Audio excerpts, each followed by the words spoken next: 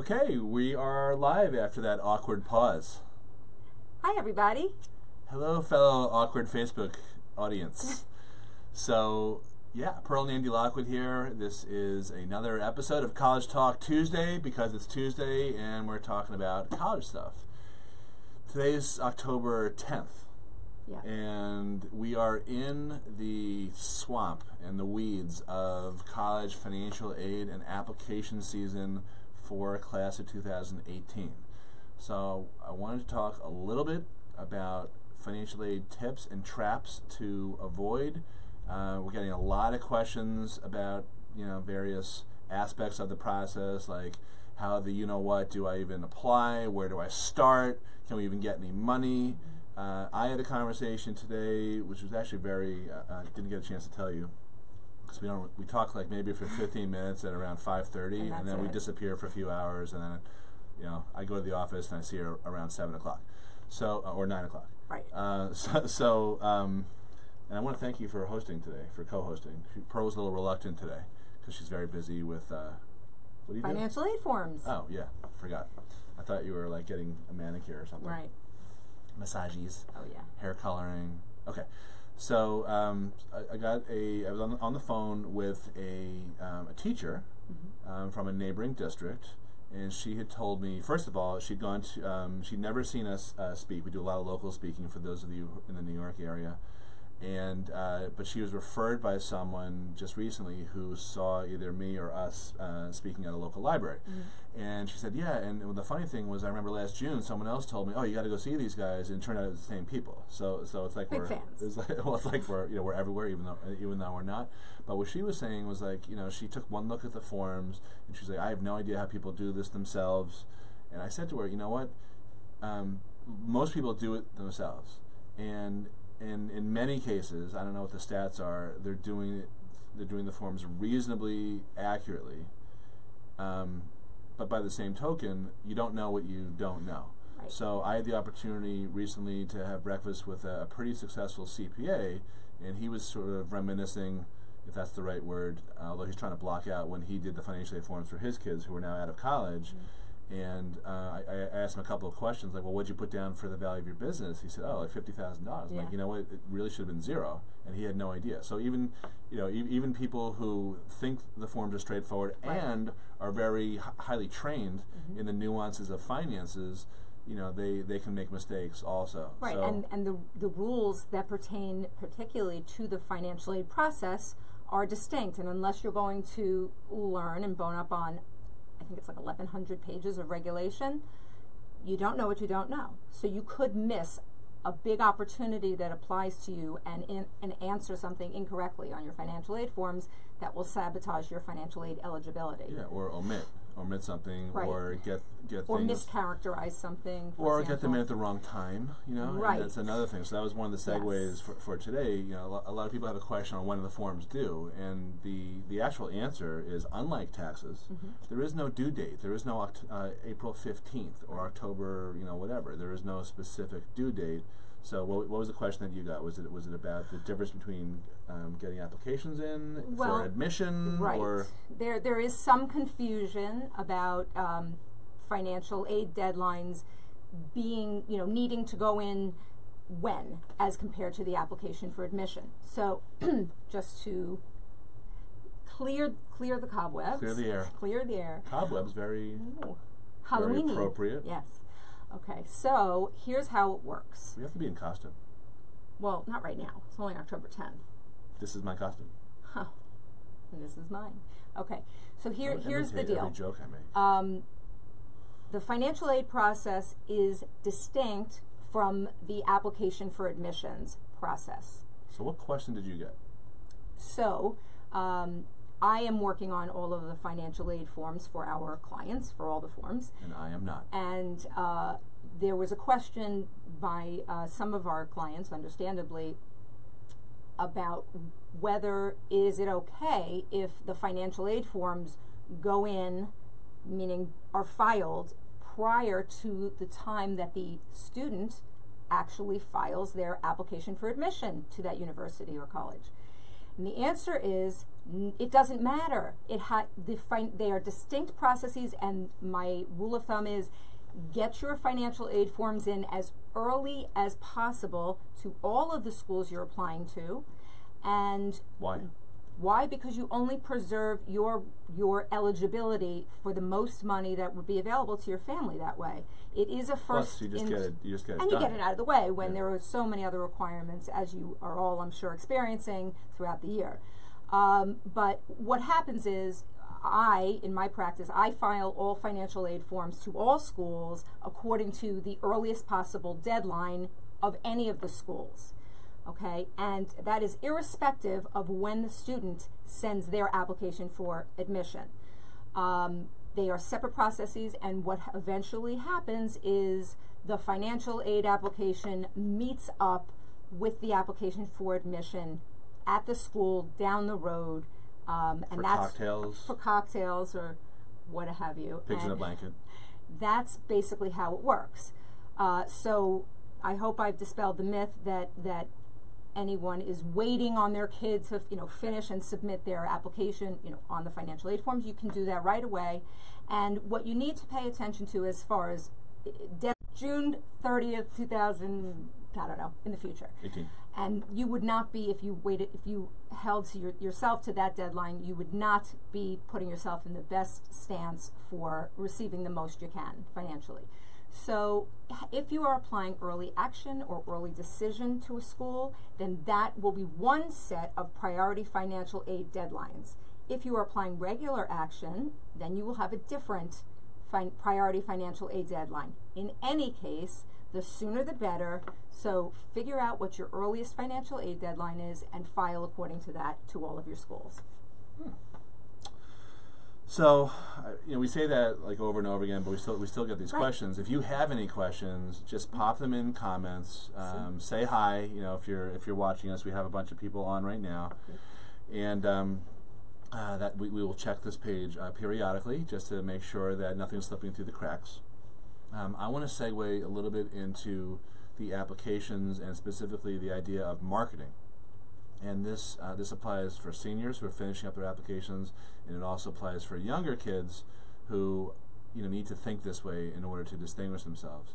So first, I'm going to start with a rant, which You're doing the ranting? Yeah, Okay. we'll switch a route today, Fine. and then I promise to bring it home. There's a point here. So. Occasionally and recently, we've each received comments from people who are in the advertising and marketing fields, complimenting us on what we're doing in terms of like stuff like this, like educating people, getting ourselves out there, trying to establish trust. So people feel comfortable picking up the phone and having a conversation with us and all that. Because of course that's why we're doing this, because we are in business, but we also of course we chose this field because we want to help people, as many people as we can. So it's really two things. So yesterday I got in contrast to and I just started telling you about this, in contrast to all the positive comments that we've gotten over the years from marketing people, I got an email from someone who received a postcard, which I will absolutely admit is goofy. I don't have it here. It's in the other room. It's probably not even worth showing. But it's a Halloween themed postcard where we're in Halloween costumes, and the whole idea is to not get spooked by college costs. And it's got all these bwahaha and all these drawings on there, and it shows me with a Dracula, cheesy penciled in Dracula thing that our printer did for us, the Count and Countess von Lockwood and all. Okay, so the response I got was, I got your postcard. I hate to see our clients waste their hard-earned money. But if I was in the market... On anything but me. Parenthetically. Okay, I was doing the ranting. Sorry. But the gist of it was the marketing was, to me, I wouldn't have hired you because it shows that you don't take this seriously. Right. And paying for college is very serious, and I can really help you because we work with clients to help them brand themselves and all that. So first I just kind of went, ha ha ha, whatever. And then I started thinking about it, and I was like, should I really write him back? So I don't have time to do this stuff, but I'm like, you know what, I could use a break.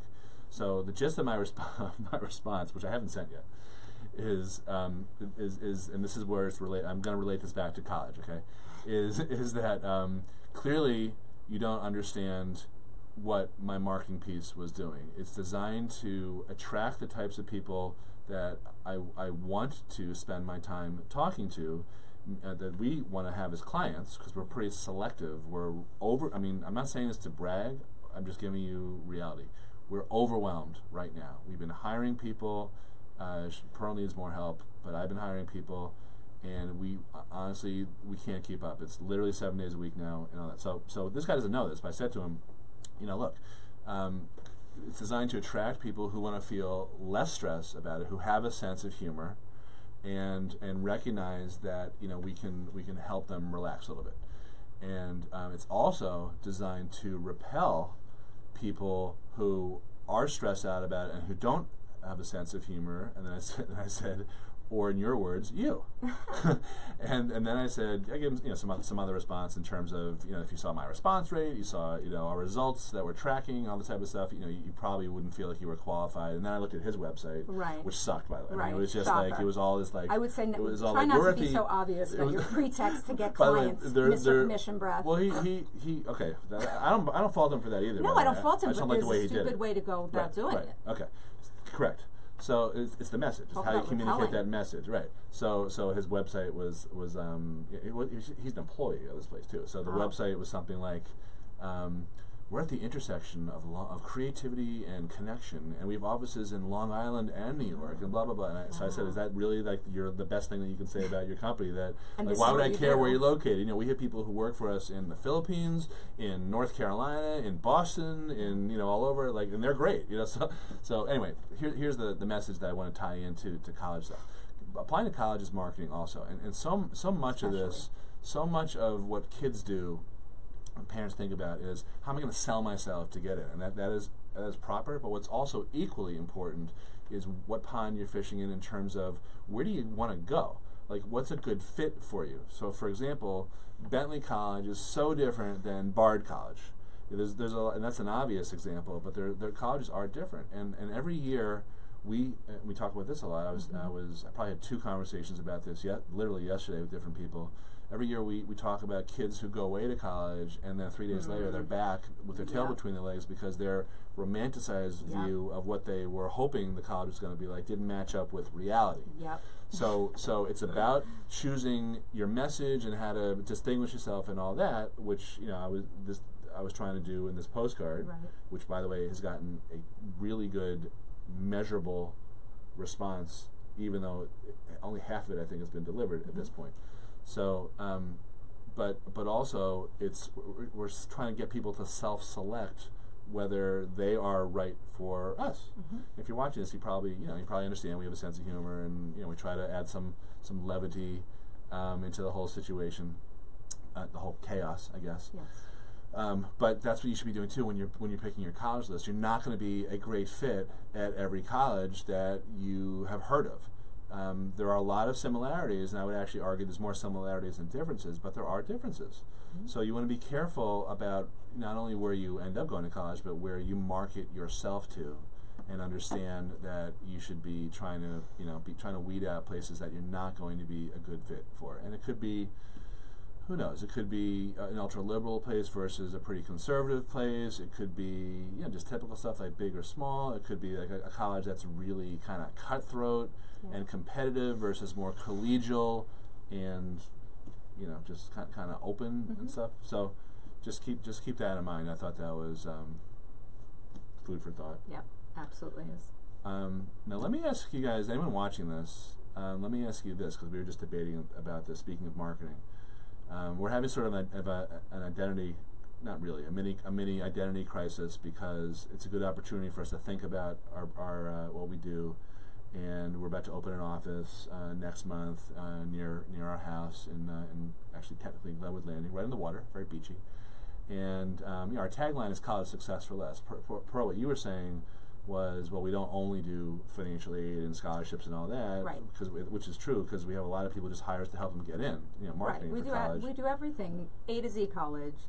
I'm going to commercial. No, I'm not going into commercial. But the truth, even if it's at the very starting point, Yeah. you don't even have an idea Well, what it's you want to descriptive. study. It is descriptive. In college. The What College is? Successful List is descriptive. It doesn't talk about everything, but neither does Coca-Cola, the real thing, or things like that. So, what about another one I thought about is, because this is just hearing you talk to people all the time, it's kind of like sanity in the middle of chaos, Well, that's or something, and that doesn't describe anything, but that's really what we do also, or clarity amidst chaos, or something like that. I mean, so I'm just kind of kicking this stuff around. I know a bunch of other marketing guys, but if you guys are watching and you have any opinions, please throw them in there. And of course, if you have any questions about college stuff, getting into college, or Halloween financial aid, postcards, or yes.